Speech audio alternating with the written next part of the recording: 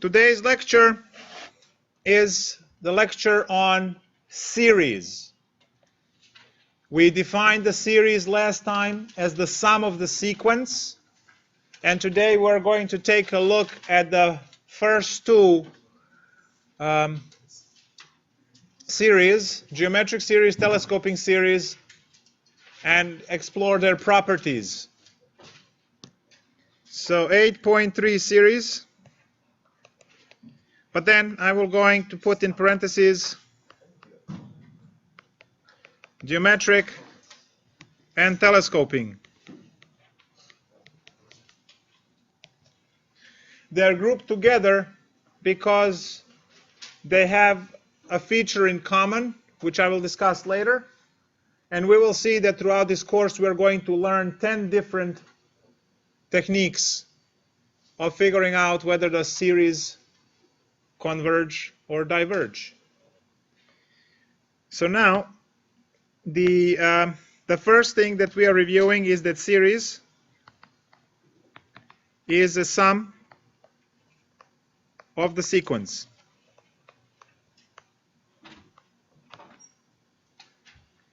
And if the sequence is given as an, the series will be given with the Greek letter sigma, which stands for a sum of the sequence an. That sequence can start at 0 and go to infinity for what is called the infinite series, or it can simply go from A to B of an for a finite series.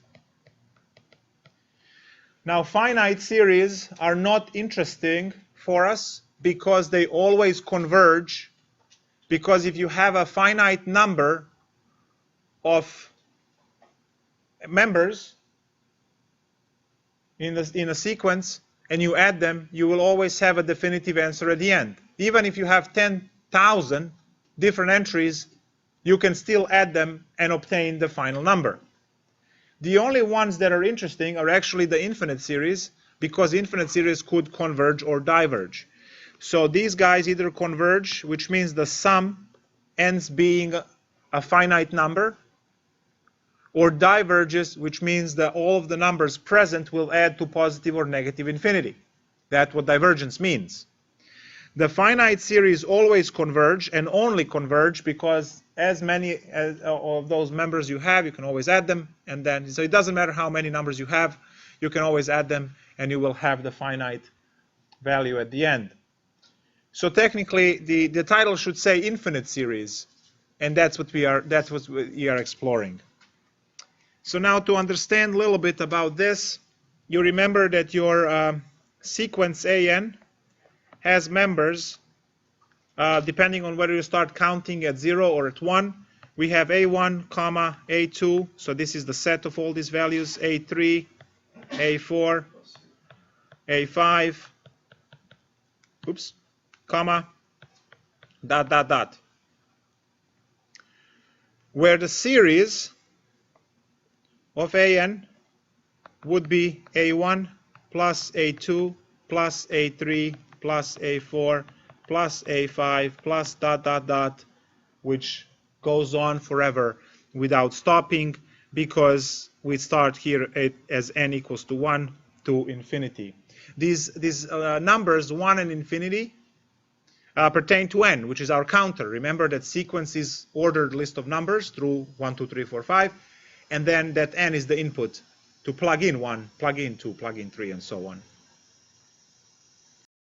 So now we understand that sequence is the ordered list of numbers, the series is the sum of that list, sum of the sequence, and we want to see whether that one diverges. And that is always the question. So technically, right, for tests, it's 50-50. Guess chance. If you have no clue what's going on in this whole chapter, providing with a guess of C or D, you might hit some problems correctly, right? Right? It's a 50-50 chance. But don't bank on it, because the binomial theorem says that the procedure of guessing all of them right is very slim.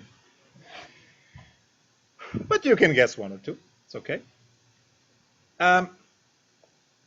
Now we would like to take a look on what it means for series to converge. I already said that if the number that you get at the end is finite, then it converges to that sum, and if the number is infinite, it diverges. We introduced the idea of partial sums to try and understand what it means for series to converge. So if I have this series here, I can say that the sum of the first two terms, so S1, first sum, is just A1 plus A2. And then the sum 2 might be the sum 1 plus the next term, which is A1 plus A2 plus A3. Sum 3, partial sum 3, right? So I'm only using a few of these, could be the S2 plus the next term, which is A4, which is A1 plus A2 plus A3 plus A4. Now, if you take a look at this and you start doing this, you're always going to get some kind of number. And you can go with this indefinitely, and you would see that this creates a sequence of partial sums, which is S1, S2, S3, S4, which are all numbers. So now, these will be numbers. If this one converges, then the series converges. If that one diverges, the series diverges.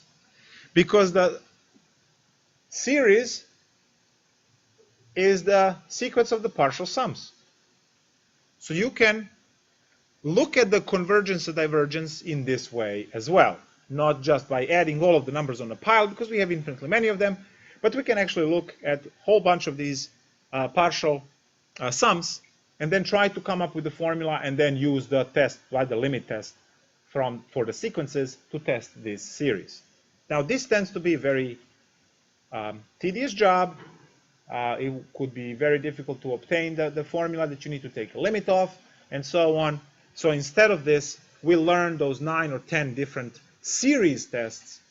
And for most of them, you guys will be just doing algebra, which is why it's so damn difficult. If it was calculus, then you would just have no problem with it.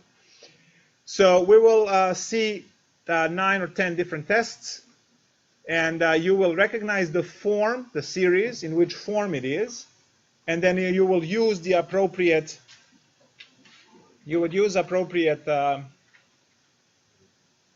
test to solve the problem. So let's go and cover the first one, which is geometric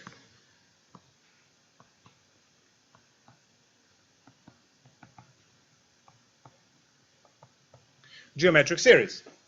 Now, in your textbook, there is about 2 pages of derivation for geometric series. Since this is not an honors section of the class, I will not go through that.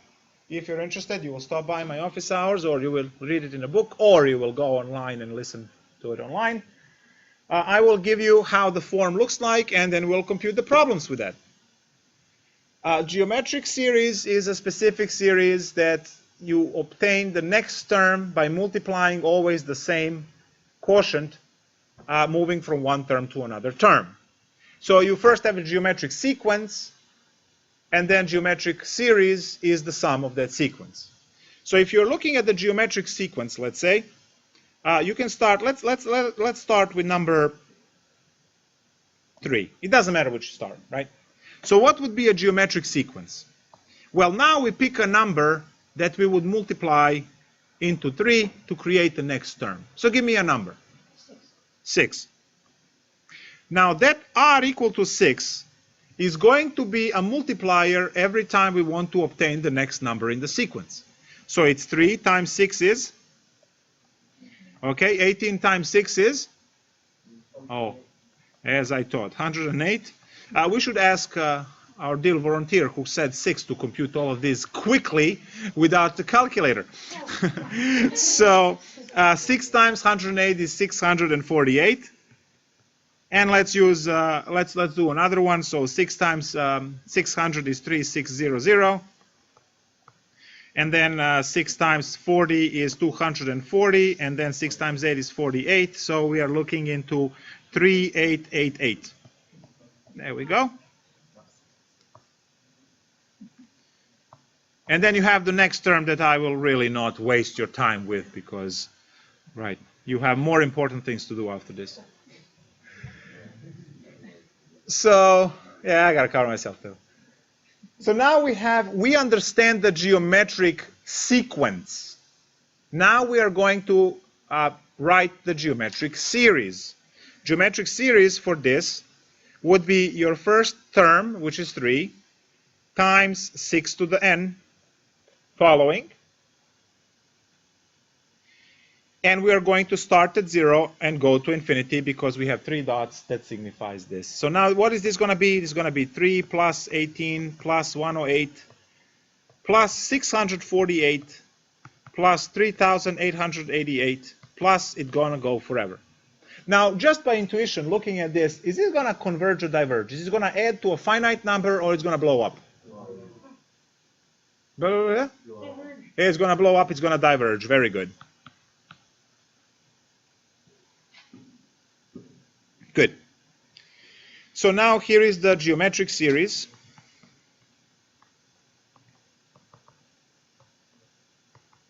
Test.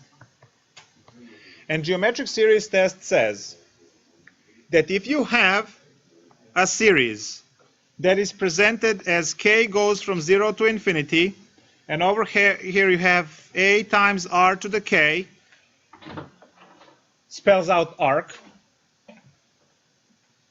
you will have two situations happening. If r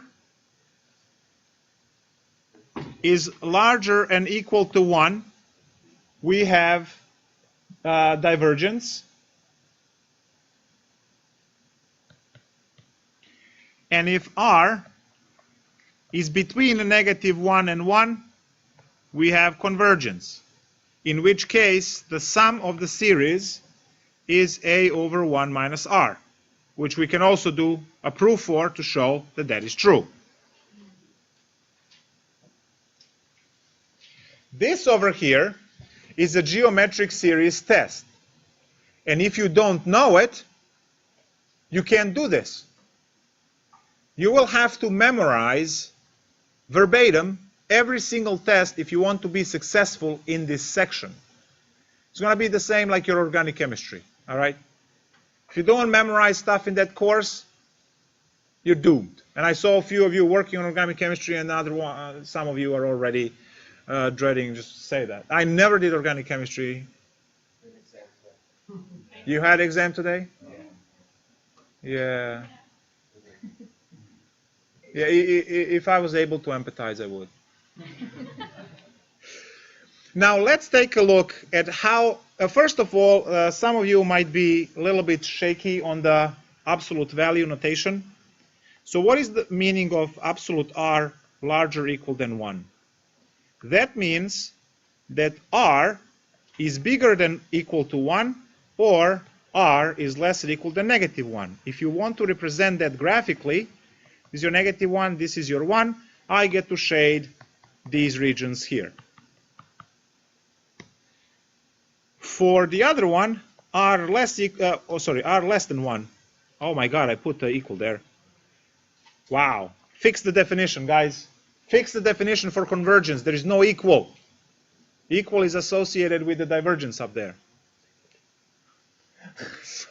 So if you have this situation, this means that the r is trapped between -1 and 1, and that graph looks like this.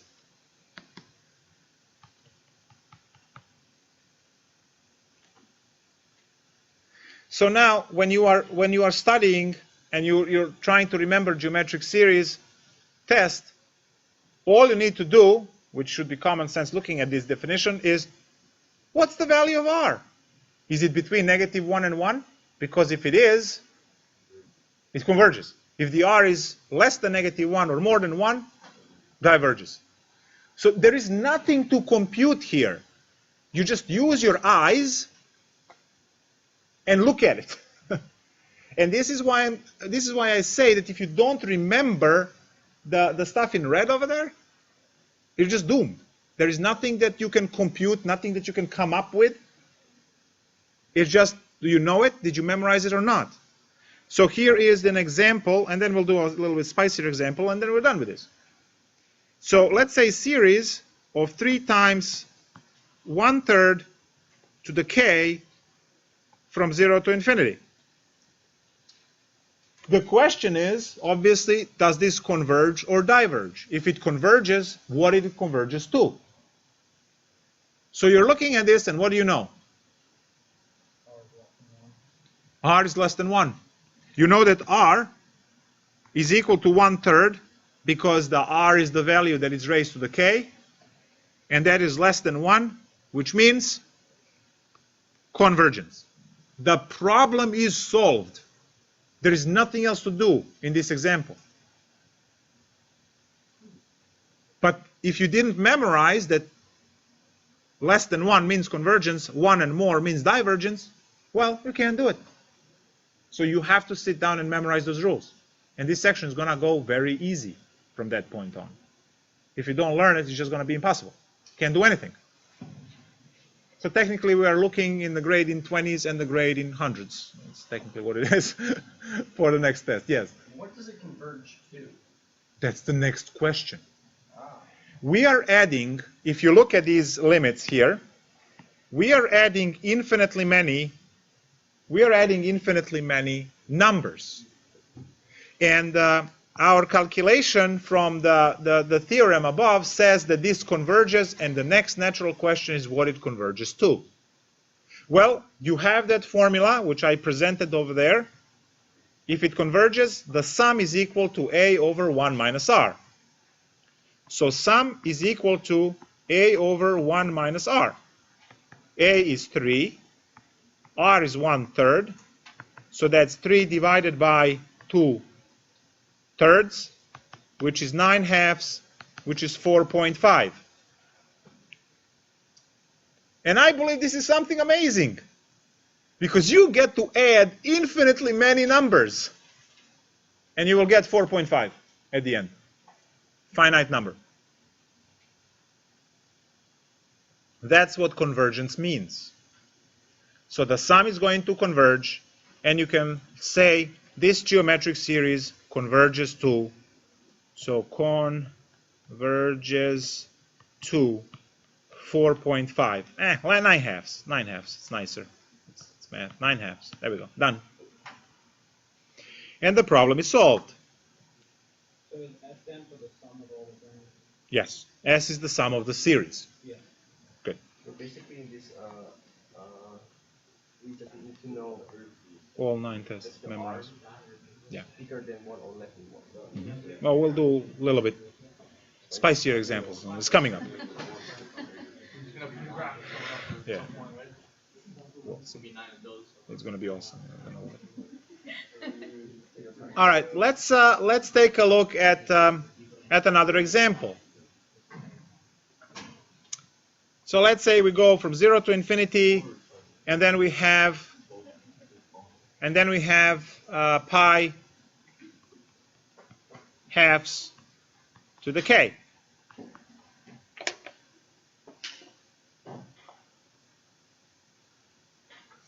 What's happening here?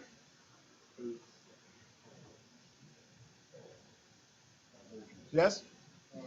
Bigger than 1. Pi would be a constant, and r would be 1/2. Pi is 3.0. So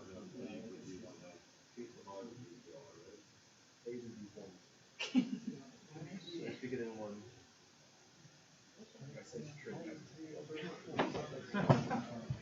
Poker face on me? Don't play poker this way, but.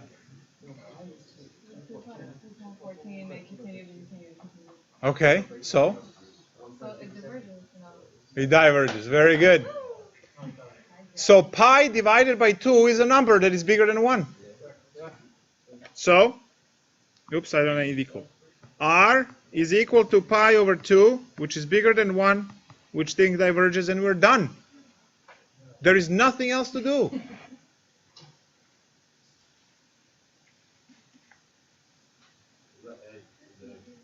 A is 1. If there is nothing there, it's 1.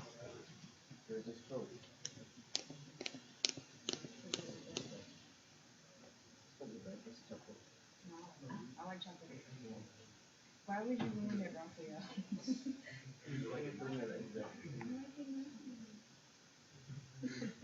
Why did you talk about it? He's gonna make me regret it. Not me, chapter.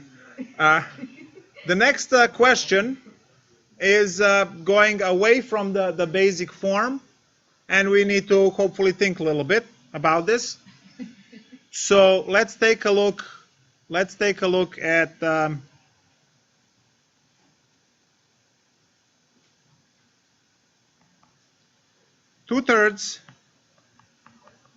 to the k plus 1.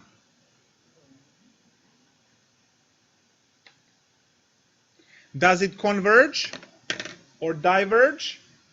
And if it does converge or diverge, is it what is the sum? Well, if you say it converges, I have to know what. I'm nosy. I want to know what it converges to. So please enlighten me.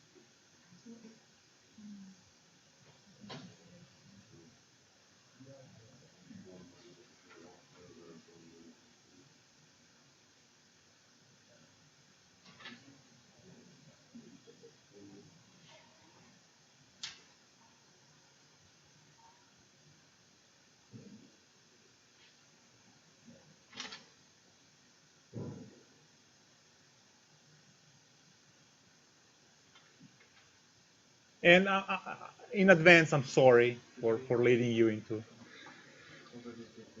Converges to 3. That's one of the signs. And then we have yes, yes. People are saying, shaking their heads, yes. All right, so now I'm going to do this problem. Converges to 2. And I haven't done yet, so I really don't know. So let's solve this problem together and see. So I'm going to start first by comparing what I see with what the definition is. Because if those two don't line up, you cannot use the definition. So as I compare this to my definition here, I see A times R to the K, but I have K plus 1. So that doesn't match immediately, and it's creating an issue. So what I have to do is I have to go here and peel off that plus 1 using basic algebra, which is 2/3. So if you, in your calculations, if you used A equals to 1, your calculation is automatically wrong. So we're going to go and solve this and see I have 2/3 that I have to kick out, and then I still have my 2/3 now to the K, because we know that rule from algebra that x to the m times x to the n is x to the m plus n, right? In which case this n was plus 1.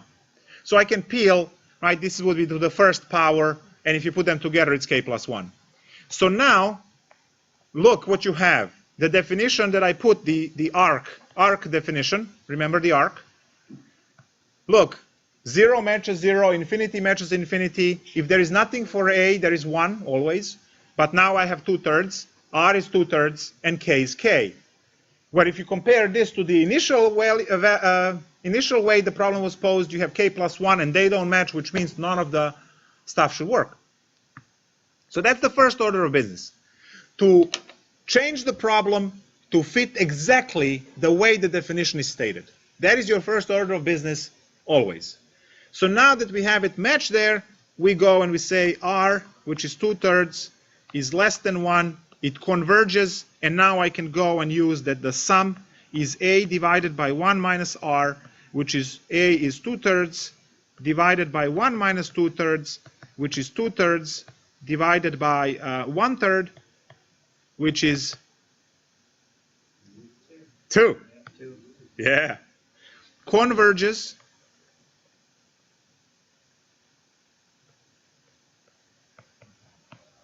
Converges to 2. I know, it finally paid off, right?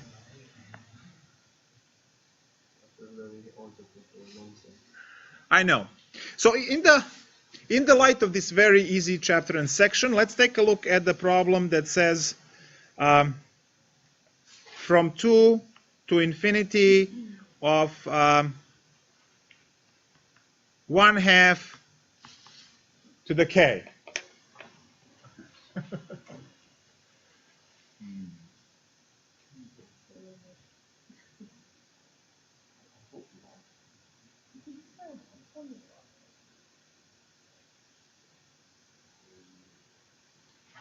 So do we just plow through this? It's no issue? No problems there or problems there? What's the problem? Yeah, it's starting at 2. Sheesh. Is it going to converge or diverge? Is it going to converge or diverge? Oh, we do know, because you can't change the R. It's definitely going to converge, right? Which means that we have to fix this so that we can find out. We have to fix this lower counter back to 0, right? So now let's take a look at how's that done.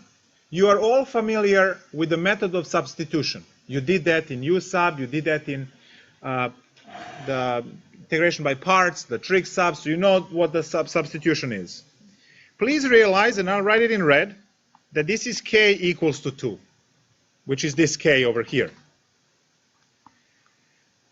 Now remember what I want to do. I want this counter to start at 0. So what I'm going to do is I'm going to subtract 2 on both sides. Can do that.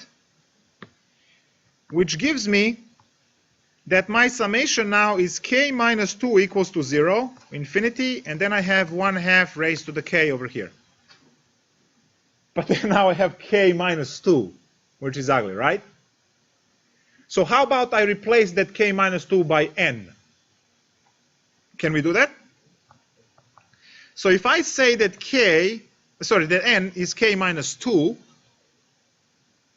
then my series is going to look like this. N goes from 0 to infinity. Yes, we fixed it, right? And then I have 1/2, but now I have to change this k into n.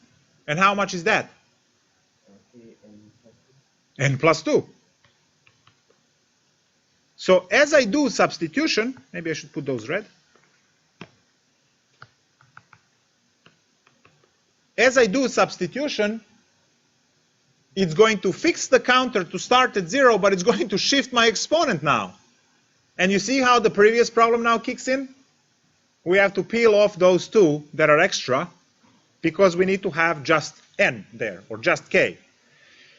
So now, the problem is going to shift again. I have to peel off 1/2 squared, and then I'm just going to have 1/2 to the n, and then n starts at 0, goes to infinity. So now 1/2 is less than 1, that was R, right? Which means converges. We also have that A is a quarter, so we can calculate that the sum is A over 1 minus R, which is 1/4 divided by 1 minus 1/2, which is 1/4 divided by 1/2, which is 1/2.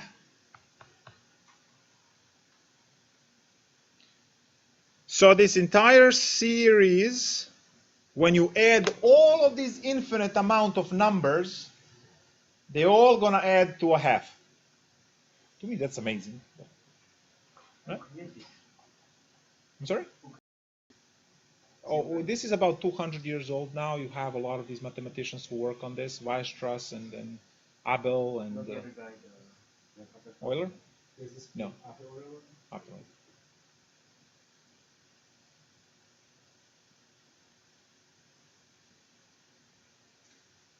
So there we go. There we have it.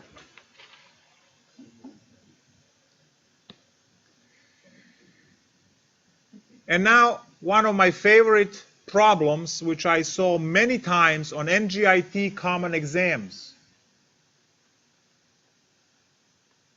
Summation of 5 to the k minus 3 to the k divided by 4 to the k from 0 to infinity. Yay, we don't have to shift anything, right? What now?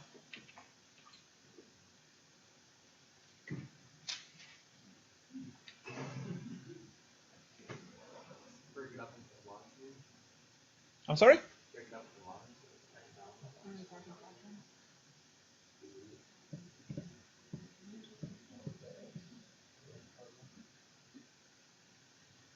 So this is where you need to know the algebra of sums.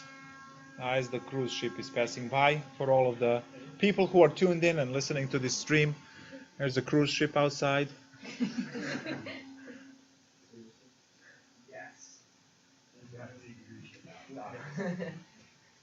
So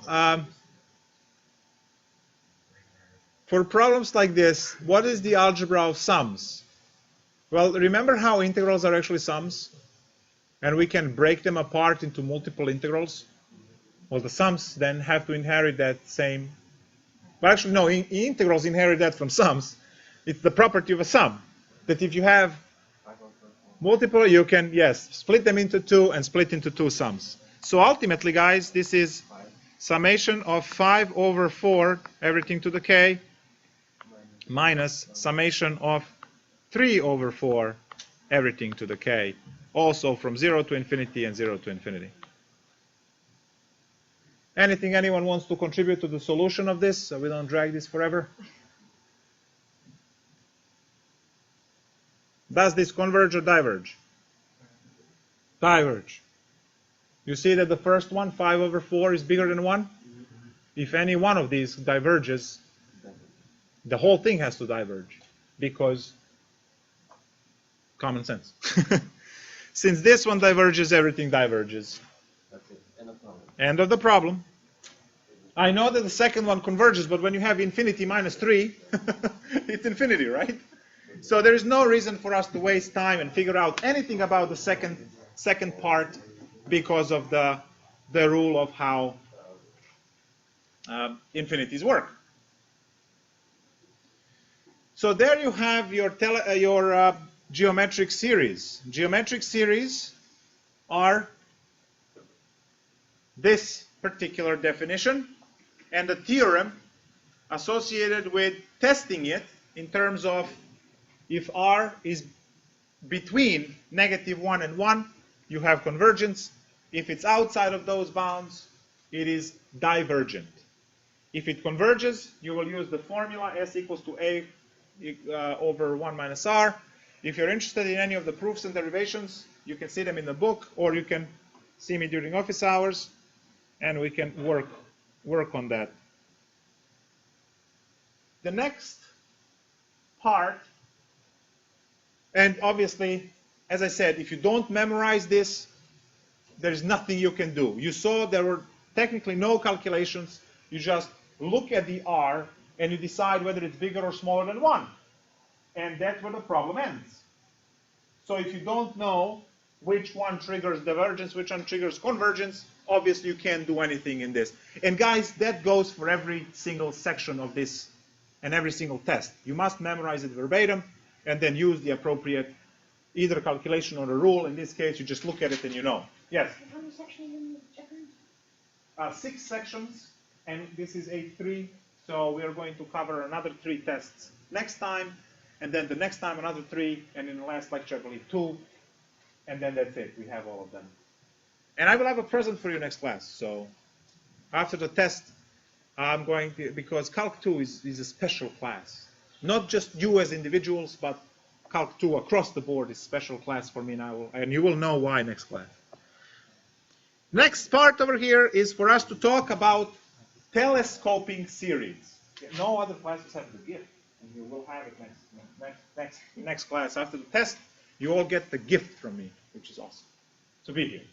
Obviously. What happened? It's a very good thing. I think you will appreciate it, and then later on there will be thank you notes and emails and stuff. You might even send me the cake and stuff. You'll see. It's next class. That's not patient. How many times we said in this class, don't bring up Apple? Oh. Takes time for you to process. Okay, fine. Yes, we should all hate that company collectively. There we go. Oh, I said that publicly. I did. You're going against your own word. Telescoping series, guys.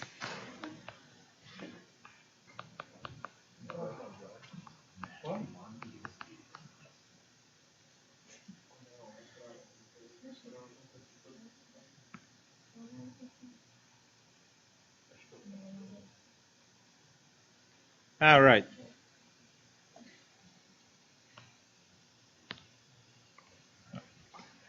Okay. Just wanted to check. We have 3 viewers. Hi, viewers. The next order of business for us is to talk about telescoping series.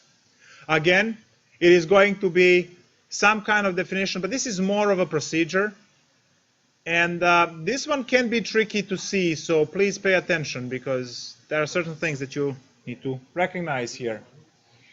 So, first of all, telescoping series lead to convergence if it works out. Exactly. And I'm going to demonstrate the procedure on the simplest possible case. And then we'll see a little spicier cases. This particular technique is not hard. It tends to be annoying depending on what kind of setup you get. So let's take a look at the series. You know what? I'm just going to define it here as Bn minus An so that you know it can start anywhere. So I'll just put A over here, goes to infinity. It doesn't matter at which value it starts. Geometric series are very picky. They must start at 0 in order for all of that mathematics to work. You can rederive it for 1 and 2, and obviously, but you know the ones that I wrote down, it has to start at 0. Now, telescoping series can start at any number. It's the theorem is not sensitive in that way. So here is the first introductory example. How about if I have 1 over k minus 1 over k plus 1? Let's start at 1, go to infinity. The question is always the same in chapter 8. Does the series converge or diverge? If it's possible to compute the sum, do it. So now you're looking at this and wondering, how will I do this? And the answer to this question is, I'm going to change the infinity with a finite number. Because if this thing goes from 1 to, let's say, n, then I know it's definitely going to converge. But then I'm going to send that last term that will have n's in it to infinity in limit and bring back infinity in the game. And if that term diverges, the whole thing blows up. But if that term converges, the series converges. So let's see how's that done. I'm going to start plugging in values. All right? Plug in the first value, which is value 1. What do I get? And don't cancel stuff. I get 1 over 1 minus 1 over 2. This is the term when k is equal to 1. Plus, what's the next term? Well, now k changes to 2. And you recompute. So you get 1/2 minus 1/3. So what's happening here? Iteration by iteration, I am using numbers 1, 2, 3, 4, 5 and plugging them into the equations to come up with these values. So 1/3 minus 1/4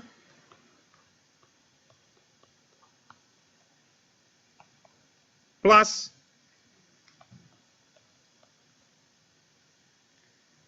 1/4 minus 1/5 plus, and I just got tired and I'm going to say that's going to continue forever. But then, didn't we just say that on the tail end, under quotation marks, at the end of the series, we'll be using n's and send those n's to infinity to check if it converges of the divergence. We call that the tail end of the series. The tail end meaning tail, right? Like on a dog, it's at the end. So now, the last term should be just 1/n minus 1/n plus 1, right? Because we said that we're going to make it finite. So instead of k's, we are using finite number n. So the term before that one has to have 1 less on each one. So that's 1/n minus 1/n minus 1. The term before that has to have 1 less, so n minus 1, and then minus n minus 2. And so on. Depends on the problem, and the level of annoyance of the problem will be clearly defined in the next example. The answer for this particular question is I needed 3 terms to begin and 3 terms at the end, but could squeeze with 2, but 3 are safe. I remember my test for Calc 2, I had to go 5 each way. Anyway. Now, what can you, as you're looking at this this string, what can you notice there? So this is k equals n. This is k equals n minus 1. This is k equals n minus 2, and so on. Can you notice anything happening here? What do you notice? Look at these numbers. The whole bunch of terms cancel each other. Negative 1/2 is canceling positive 1/2. Negative 1/3 cancels positive 1/3. Negative 1/4 cancels positive 1/4. And if you are to continue the pattern, negative 1/5 is going to kill the positive 1/5, which is going to emerge right in the next term. Look at the tail end. Do you see the same behavior backwards? Kill it. What is left for the entire series? 1 minus, right? And this is the key part, guys. It is 1 minus the limit as n goes to infinity of 1/n plus 1. You have to put that limit there because, look, your original question, your original problem wants you to go to infinity, not to some finite n. So you must say, yeah, it's 1/n plus 1, but then that n needs to go to infinity. So we place that. Now, what do we get? How much is the limit of 1/n as n goes to infinity? 0. So we get 1 minus 0 equals to 1. So converges to 1. Yes? Where did you replace k with n? Why? No, where did it? Right here. We replaced k with n. The reason, again, why I did that is because k goes to infinity. I wanted n to be a finite number so that I can write this out. If I put n to be a finite number, let's say 10,000, then that n will, my series will have end to it. I can end it at the nth term. And then I have the n minus 1 before, and n minus 2 before that, and n minus 3 before that, right? And so on. So what I did is I turned the infinite series into finite series that I cut off at n and made the n finite value so that I can write it out. and then I cheat. I take the limit to send n to infinity, right? So the sequence is happy, the series is happy, because it still goes to infinity, and I'm happy because I got to use the finite series to compute it. Yes? Kind of got confused when you crossed out, used the red, and then made it as 1. Where the 1 come from? 1 over 1. 1 over 1, the first term is not cancelled, Oh, okay. right? And the last term is not cancelled. That's just part of the... That's, well, now what cancels depends on the problem, right? So how do you... So what cancels depends on the problem. It does not depend on anything else. It just depends on the problem. Okay. So now let's take a look at another telescoping series.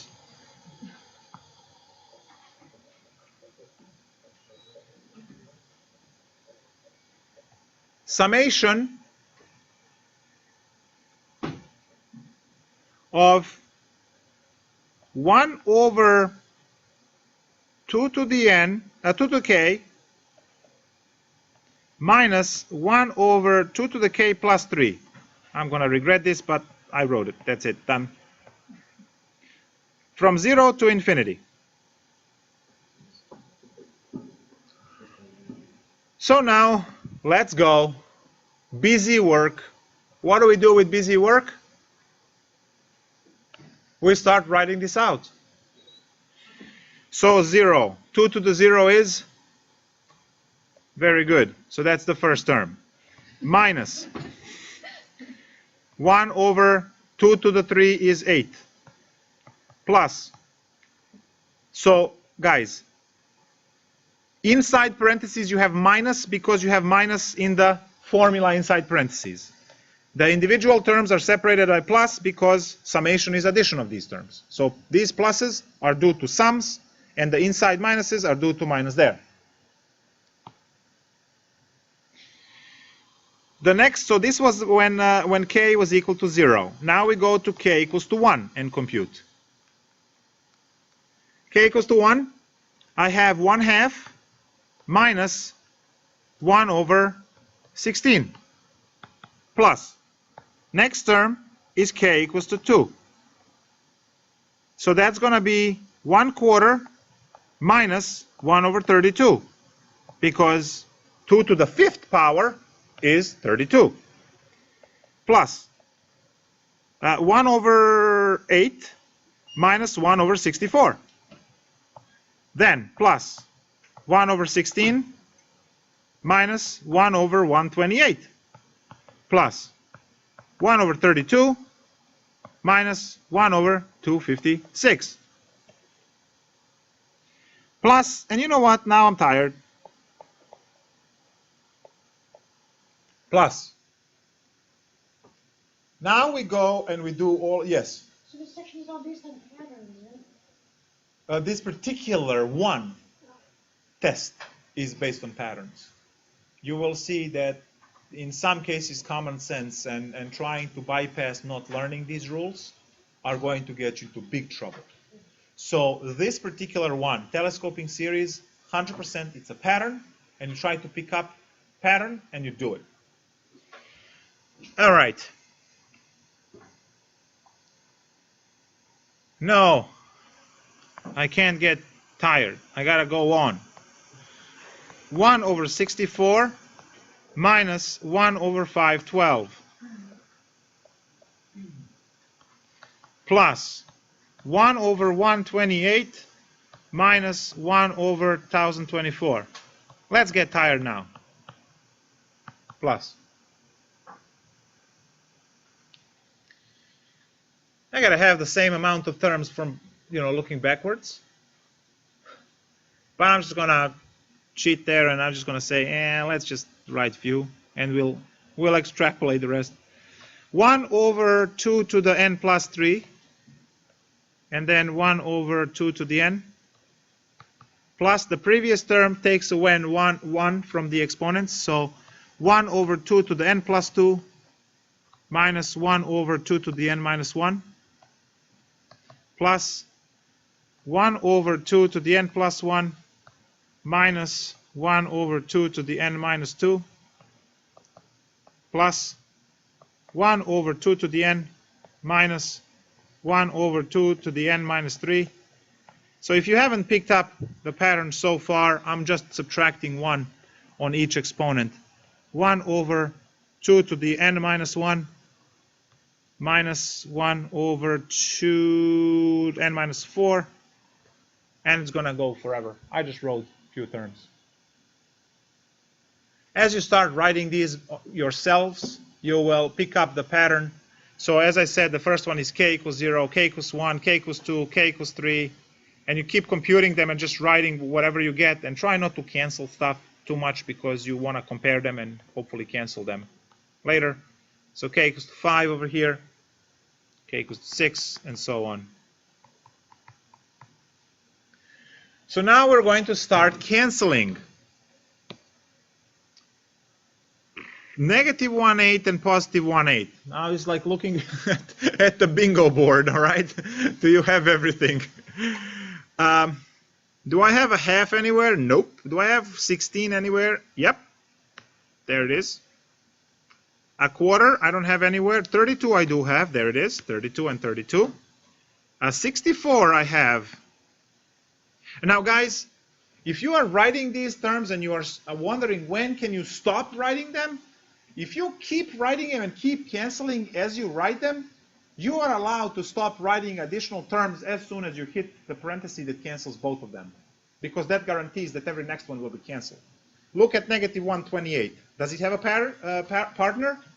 Yep, 128 has a partner, and then 256 will actually have a partner right here. We don't see it, but it's within the 3 dots. So as soon as you hit a parenthesis that cancels both terms, the rest cancels immediately. And going from the back, it's going to be symmetric. If your first term, third term, and the fifth term survive, the same terms are going to survive backwards, which is the first from the end, the third from the end, and fifth from the end, and all others die as we cancel them. So there has to be 1 over 2 to the n, and there it is. So they're gone.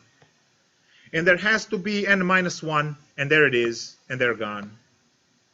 So following the pattern, right, if you wrote enough of these terms, all of them cancel, and symmetrically, whatever is left is going to be, right? So I'm just going to cross off all of these terms.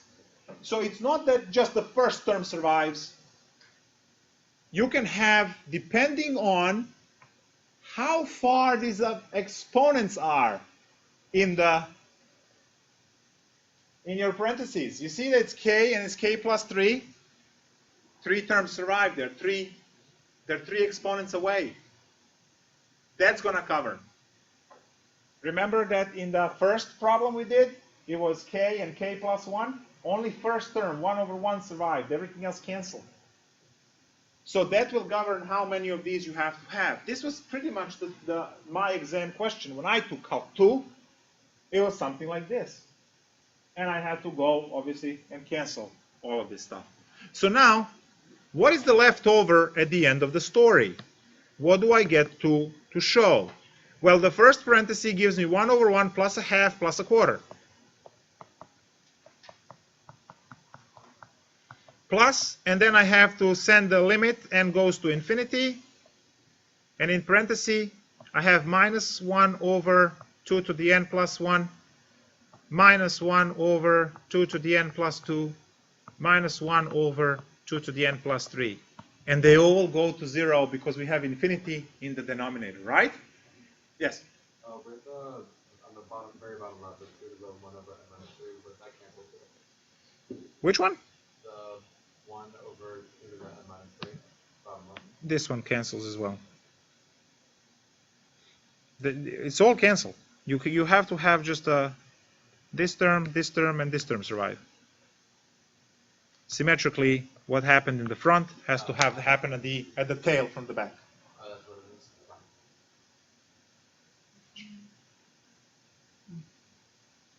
All right. So each one of these is going to go to 0 because you have 1 divided by infinity on all of them. And the answer is 1.75, right? Or better known as exactly 7/4.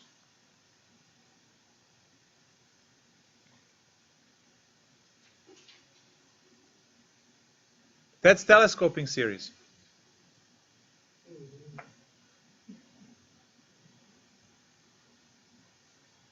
Pattern. Takes few examples for you to do to get the hang of it. Now, can they be bad? Yes. Hard to recognize in some cases. Look at this one. Oh.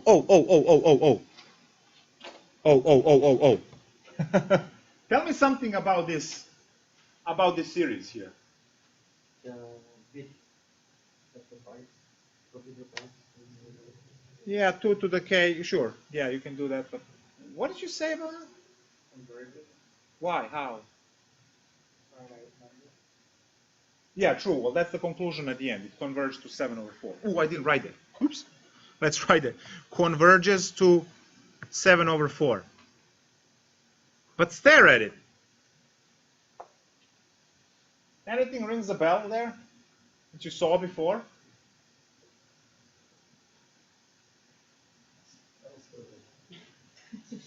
Yes, that's exactly what we did, telescoping. What else did we do? Geometric. That's geometric series right there. Subtraction of two convergent geometric series. The first one is just 1/2, because you can put k on 1. That's not going to change it, so it's actually 1/2 to the k. So that's a geometric series. You can add sum to each one of these and then subtract them. You can find the sum for the first geometric series. Then you would have to shift the counter, right? K plus 3 has to peel off those 1/8, right, for A. And you find the sum for the first, you find the sum for the second. When you subtract them, you're going to get your 7/4.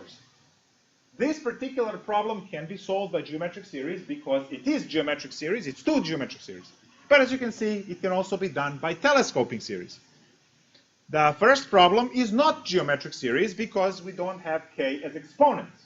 So it doesn't work that way. So this problem can only be solved by telescoping, where the problem on the bottom can be solved by telescoping or by geometric. And that will, go through that some problems will have multiple ways to solve them. But here is my next question. 1/k plus 1 from, let's say, 3 to infinity. It doesn't matter where you start. What do you think? Is this telescoping series or not? What is the form that telescoping series must be in? Yes, sequence minus sequence, Bn minus An. Do we see that here? No, we have Bn times An, right? Can we fix it?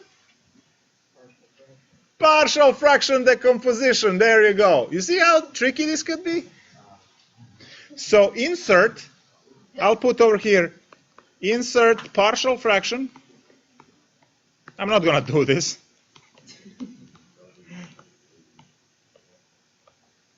Decomposition, and this problem all of a sudden looks like this. 3 to infinity, 1/k minus 1/k plus 1, which is the first problem we did, and we know that converges to 1, right? And we're done. Actually, no, 1/3 in this case, because we're starting at 3. When you do partial fraction decomposition, you will see. Because you will write one, it's the same like for integrals. It's the same procedure for partial fractions, except you're just using it within this thing. So you just don't do it as an integral, just write it as a term itself. Yeah. So your A will be 1 and your B would be -1, and you would have this, and then you keep solving it, and you get 1/3 at the end. So they can be tricky to spot. Yes? So this chuck one of these. I don't know why that. Because you're playing with it. Move it, put it away. Yes. So in this chapter, we're going to use previous chapters' techniques. We are going to have integral tests. over here. Every single section is going to be limit, limit, limit, limit, limit, limit, limit, which means limits from Calc 1, right? And then when we go to chapter 9, it's going to be integral derivatives all over the place. And then pepper and something. But very powerful stuff. Love it. This concludes the lecture on our first. Oh, and guys, why are these two techniques put together? Well, here is the sad truth. Out of 10, I believe, 9 or 10 different techniques that you are going to learn in this class, the testing series, these two are the only two that will tell you the answer to which they converge. So that's why they're put together in the same section. Later on, we are going to do comparison, direct comparison, limit comparison, integral test, root test, ratio test, divergence test, and one more. And all of them, alternating series test, all of those will only be able to tell you whether it converges or diverges. And if it converges, you will not be able to tell what they converge to. So for those, you only know that they converge, and that's the end of the story. So these are the only two, geometric and telescoping, that if the problem converges, you can find a value that they converge to. So starting next class, it will really be just 50-50. It converges or it doesn't converge, and we go from there. So that concludes this part. I am going to shut off the stream now, and then change the title for the stream, and then restart the stream for the review for the test. So we'll be back online in about 3 minutes. Break time. Break.